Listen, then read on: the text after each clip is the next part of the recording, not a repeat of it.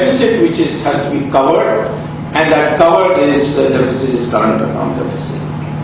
And finally, there is what is called the speculative motive for keeping reserves, and that is supposing your debts are called back. For instance, short-term debts will always be called back, and that's how the East Asian crisis of 1997 took place, when the short-term debts were called back, and these Thailand and right up to Japan, these East Asian countries have taken short-term debts and invested it in long-term assets and fixed assets like real estate, and then they couldn't pay back, and that's how the crisis came. The same way, you have to have reserves to cover what is called as the speculative motive, that suddenly something changes and all the short-term loans which are convertible are called back.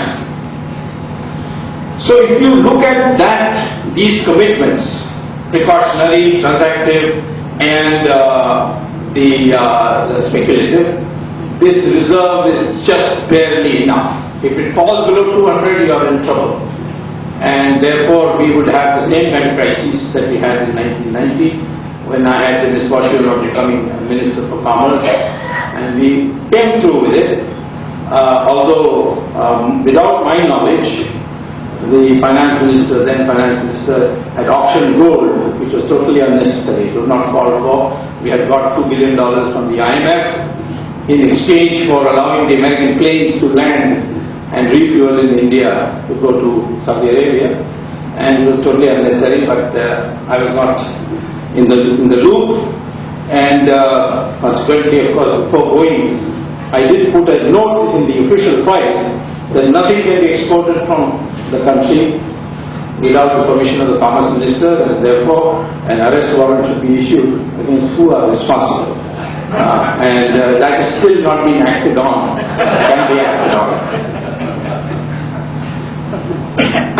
Now, the fourth thing that we find in our country which is dangerous is the infrastructure situation is in really bad state. Recent Planning Commission announcements show that our power targets are only one-third of, the achievements today of power is only one-third of the targets set by the 5-year plans. This is extraordinary non-performance. Finally, there are other negative features which I just mentioned in passing. One is that our stock market is becoming increasingly rigged. It's being managed, the peaks and troughs are being managed. There's a huge Hawala operation going on, which needs to be curbed. The National Security Advisor himself has gone on record to say that that Hawala operations are enabling terrorists to play in our stock market. And finally, I will make a slight disagreement with my predecessor, Mr. Swamy, on these indicators of quality of life which he mentioned.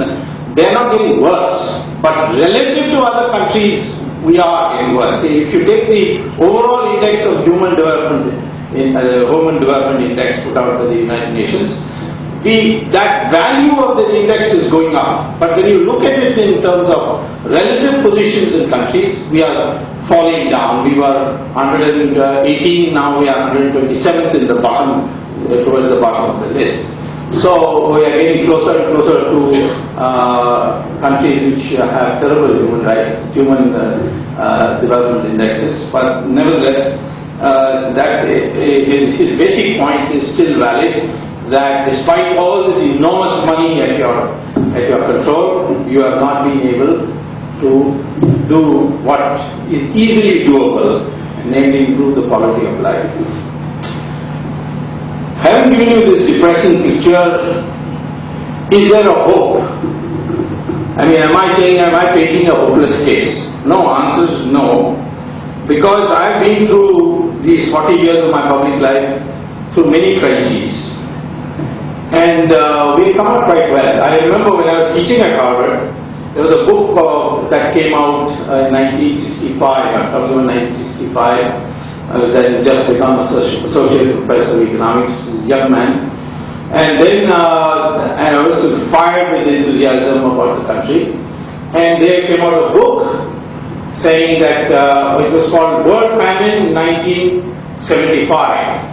And the book is still available. If you go to Google or Amazon.com, you can get the book. Written by two brothers working in the State Department as officials, called Paddock and Paddock, William Paddock and Robert Paddock. And they wrote this book in the context of India having this food crisis, where we were literally begging the Americans for shipments of the PL480 grain. And it was very humiliating for an Indian at that time. And my class students, my course on development, economic development in India, which is one of the courses I taught, students used to ask me embarrassing questions. But in that book, what he says is that in 10 years' time, there will be a world famine. And like military people, we have to decide who are the wounded, who should be. In a military battle, the military commander decides who's to be rescued and who's not to be rescued. And who's rescuable, who's not rescuable. And he abandons those who are not rescuable. And in the non-rescuable countries, India was listed as a bottomless pit. Even if the entire United States production was given to India, India will never be, will go hungry, and riots are inevitable. Cannibalism will return to India as it was there before. But anyway, he said it will return to India. It's all written this in the book. I still use it. I go every year to teach at Harvard. I refer to this book as the kind of things they said. In 1975, we became self-sufficient in food, and in fact, we started exporting food. Now, what happened in those 10 years, 65 to 75? Green Revolution came,